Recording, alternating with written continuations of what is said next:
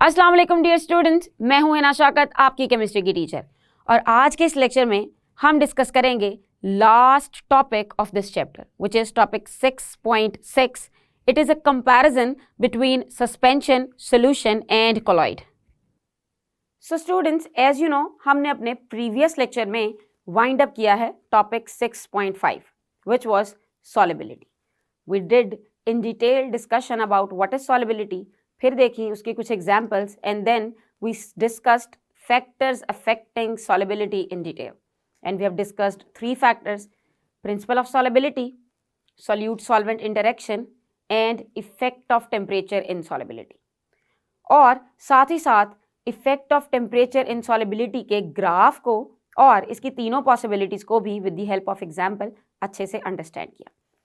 Now we are here at the last topic of this chapter, which is topic 6.6. This is comparison of solution, suspension and colloid. यानी कि compare करेंगे हम solution, suspension और colloid को.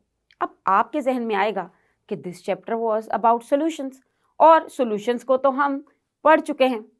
सो अब ये suspension और कोलाइड कहाँ से आ गए, जिनको अभी तक हमने इस चैप्टर में डिस्कस नहीं किया है. बेसिकली सस्पेंशन, कोलाइड और सॉल्यूशन, ये तीनों चीज़ें करीब करीब एक ही तरह की दिखाई देती हैं, लेकिन इनमें थोड़ा सा डिफरेंस ज़रूर होता है. अब इनकी कंफ्यूजन को अवॉइड करने के लिए हमें इन तीनों की डिटेल को पता होना चाहिए.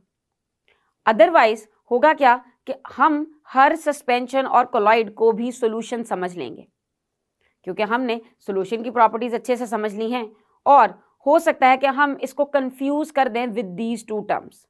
तो कंफ्यूजन से बचने के लिए हमें इन दोनों टर्म्स का भी पता होना चाहिए. तो सबसे पहले देखते हैं 6.6.1 को, दैट व्हाट इज सॉल्यूशन. जैसा कि हमने इस पूरे चैप्टर में डिस्कस किया है, I am just going to summarize solution. We know that solutions are homogeneous mixtures of 2 or more than 2 components. ये होते हैं mixtures मगर homogeneous. Homogeneous मतलब जिसमें जितने भी components हैं उनकी boundaries को आप define नहीं कर सकते, और homogeneous mixture में आप आसानी से solute और solvent को identify भी नहीं कर सकते. Each component in homogeneous mixture is mixed in such a way that their individual identity is not visible. यानी कि अगर आपने मिक्स किया है चीनी और पानी को, तो उसके बाद आप चीनी के क्रिस्टल्स की बाउंड्रीज को ऑब्जर्व नहीं कर सकेंगे with your naked eye. This is impossible. Now, the simplest example of a mixture which is homogeneous is a drop of ink mixed in water. आप सिंपली 2-3 कतरे अगर इंक के डालते हैं पानी में, तो the ink is going to get dissolved in the water soon. So उससे बनेगा एक सोल्यूशन जो होगा इंक और वाटर का सोल्यूशन, और इसे हम कहेंगे होमोजीनियस मिक्सचर. यानी कि अगर आप इस नए लिक्विड के किसी भी पार्ट को उठाएंगे तो उसमें आपको इक्वल अमाउंट में इंक और वाटर मिलेंगे, क्योंकि ये कंप्लीटली मिक्सड अप है. इसके अलावा अगर इनकी एग्जाम्पल की बात करें तो सोडियम क्लोराइड भी हो सकता है डिजॉल्व्ड इन वाटर. इसके अलावा शुगर भी हो सकती है डिजॉल्व्ड इन वाटर, मगर drop of ink dissolved in water is example of true solution. अब ये तो हुई डिस्कशन अबाउट सोल्यूशन, यानी कि इसमें आप पार्टिकल्स को आइडेंटिफाई नहीं कर सकते, पार्टिकल्स की बाउंड्रीज विजिबल नहीं हैं और वो बिल्कुल एक दूसरे के अंदर मिक्सड हैं, अपनी पूरी की पूरी आइडेंटिटी लूज करके structure wise. Now let's move on to another term which is colloid. This is topic 6.6.2. I know it's a very short topic, लेकिन फिर भी हमें कोलाइड की सारी इंफॉर्मेशन पता होनी चाहिए. If we talk about the definition, so colloids are the solutions in which solute particles are larger than those present in the true solutions, but not large enough to be seen by naked eye. अब अगर मैं इस definition के parts देखूं, so there will be, first is कि इसके जो solute particles हैं वो होंगे ट्रू सोल्यूशन से बड़े, लार्जर देन ट्रू सोल्यूशन, लेकिन इतने बड़े नहीं होंगे कि आपको आपकी आम आंख से नजर आ जाए. सो अगर आपको पार्टिकल्स आम आंख से नजर नहीं आएंगे तो of course you can mix it with solution, आपको देखने में लगेगा कि ये सॉल्यूशन ही है, लेकिन दरअसल वो सॉल्यूशन नहीं होगा, वो होगा एक कोलॉइड, क्योंकि उसके अंदर पार्टिकल्स लार्जर हैं then present in true solution. The particles in such system, they dissolve and do not settle down for a long time. यानी कि वो पार्टिकल्स इस तरह से उस लिक्विड के अंदर सस्पेंड हुए होते हैं कि वो सेटल नहीं हो सकते। अब अगर बात करें सेटलमेंट की तो मैं एक एग्जांपल देती हूँ, मड इन वाटर।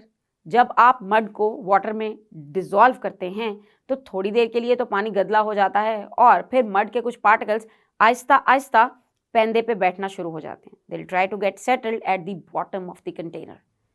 लेकिन कोलाइड में पार्टिकल्स का साइज इतना स्मॉल होता है कि वो सेटल डाउन नहीं हो सकते for a very long time. But particles of colloid they are big enough to scatter the beam of light. Yes, ये उनकी एक स्पेशल प्रॉपर्टी है कि वो बीम ऑफ लाइट को स्कैटर कर देंगे। एज वी नो दैट कि लाइट जो कि वाइट लाइट है उसके अंदर मुख्तलिफ कलर्स होते हैं, और जब हम एक बीम ऑफ लाइट को पास करेंगे थ्रू अ कोलाइडल सॉल्यूशन तो चूंकि उसके अंदर जो पार्टिकल्स हैं उनका साइज बड़ा है as compare to the particles present in true solution, so they are going to disperse the light. वो उस लाइट को स्कैटर करेंगे और इस इफेक्ट को एक स्पेशल इफेक्ट कहा जाता है and its name is Tyndall effect. ये इफेक्ट यहां पे याद करना इसलिए जरूरी है कि Tyndall effect is going to differentiate between colloid and true solution. एक ट्रू सॉल्यूशन और कोलॉइड में फर्क करना हो तो the best test is Tyndall effect. अब देखते हैं कि टिंडल इफेक्ट हम करते कैसे हैं और आखिर इसके रिजल्ट से कैसे पता चलेगा कि whether it is a colloid or a true solution. So we can see the path of scattered light beam inside a colloidal solution and Tyndall effect is the main characteristic. करेंगे क्या? You are going to place that liquid which you are confused about whether it is solution or it is colloid. Then you have to pass a beam of light और फिर आप observe करेंगे कि after passing through that liquid what happens to that beam of light. अगर तो उसकी width बिल्कुल वैसी की वैसी ही रहेगी and the light would not be scattered, so इसका ये मतलब है कि that particular liquid is a true solution. लेकिन अगर after passing through the liquid उसकी लाइट रेज ज्यादा स्कैटर कर जाएंगी, डिस्पर्स कर जाएंगी, उनकी विड्थ बढ़ जाएगी, then it means that there are some big particles present in this liquid which are scattering the beam of light. और फिर हम कहेंगे कि this is not a true solution, this is a colloidal solution या फिर colloid. अब अगर Tyndall effect को आप इस डायग्राम की मदद से समझें so it would be very easy. Simple, आपको एक बीम ऑफ लाइट शो हो रही है and then you can see a beaker filled of liquid. In case of solution you can see no scattering of light, but in case of colloid or colloidal solutions you can see there is scattering of light. This is called as Tyndall effect. और Tyndall effect आपको तभी नजर आता है जब आप किसी cinema में प्रोजेक्टर की मदद से सामने स्क्रीन को आते देखते हैं। So basically वो जो लाइट बढ़ती है this is because of the particles present between the light beam and the screen.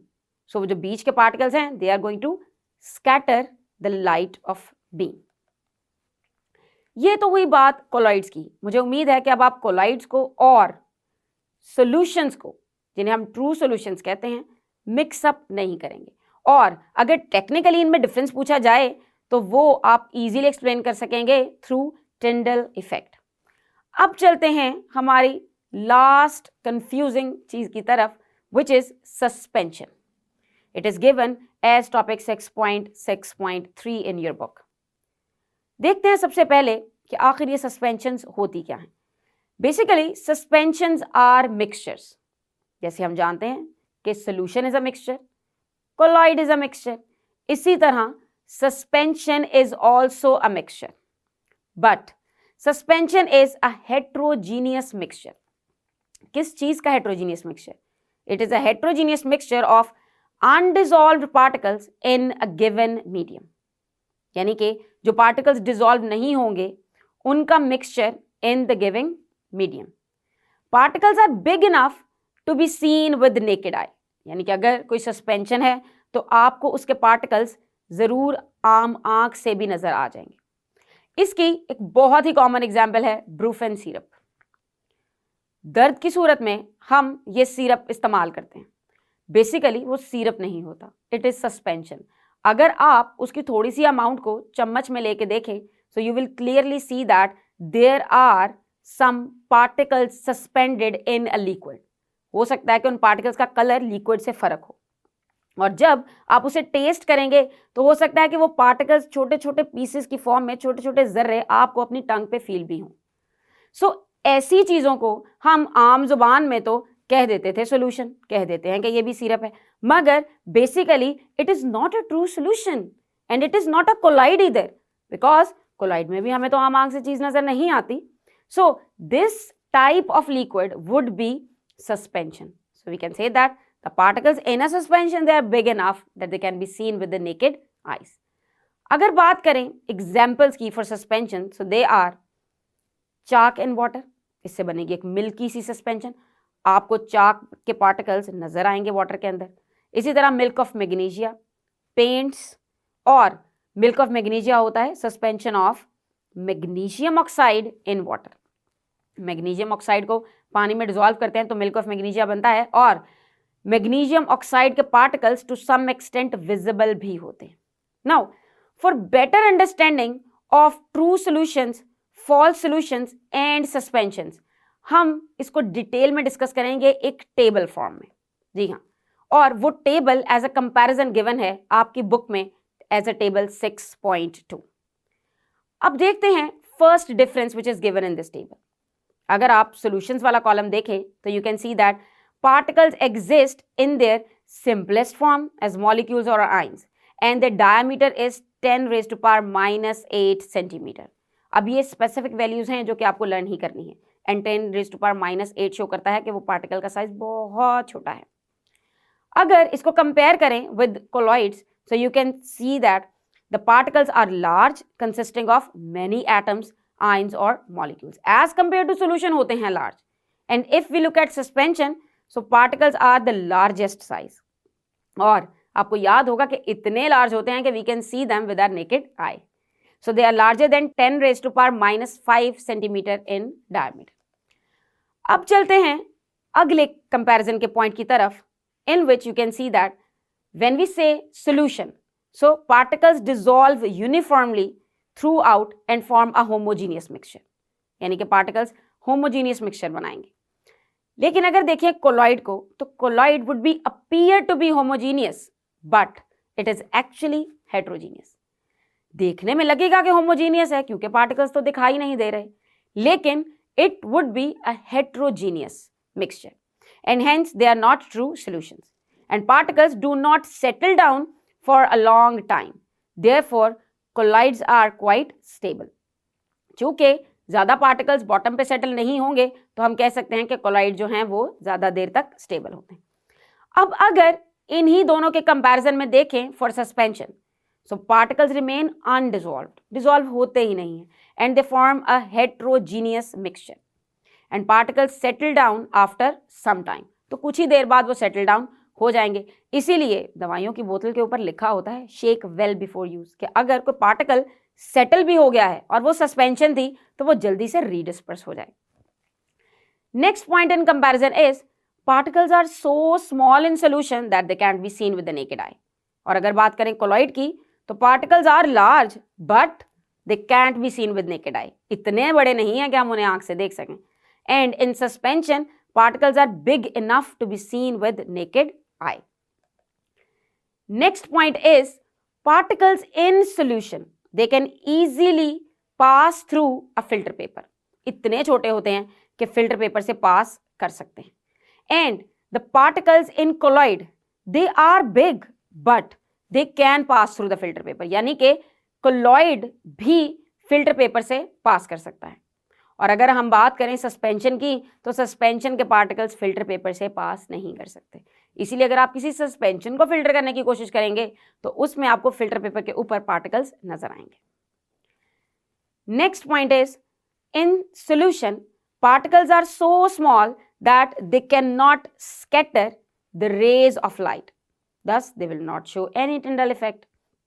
लेकिन अगर बात करें कोलॉइड की, तो कोलॉइड के particles they are big enough that they can scatter the light rays emitting from a beam of light, so that's why they will show the Tyndall effect।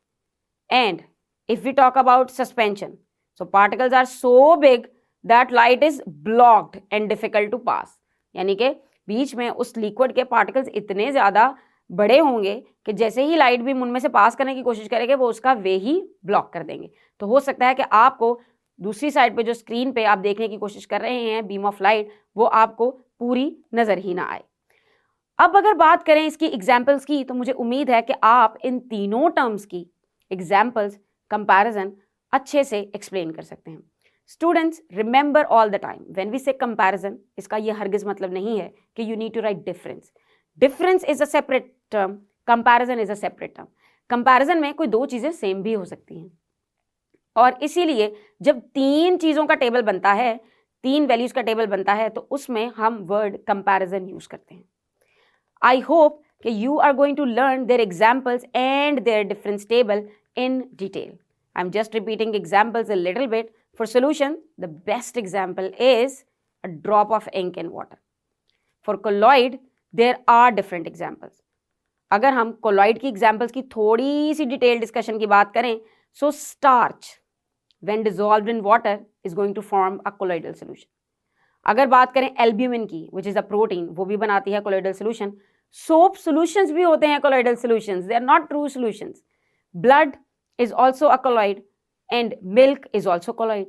Ink, jelly, toothpaste, they are colloidal solution. Toothpaste sometimes suspension भी हो सकती है अगर उसके अंदर आपको कोई dot या कोई पार्टिकल्स या कोई रिफ्रेशिंग चीज़ें दिखाई दे रही हैं। सो स्टूडेंट्स, आज के इस लेक्चर में हमने एक बहुत ही इंपॉर्टेंट कंपैरिजन को समराइज किया है, और हमने इसको समराइज किया with the help of table as well.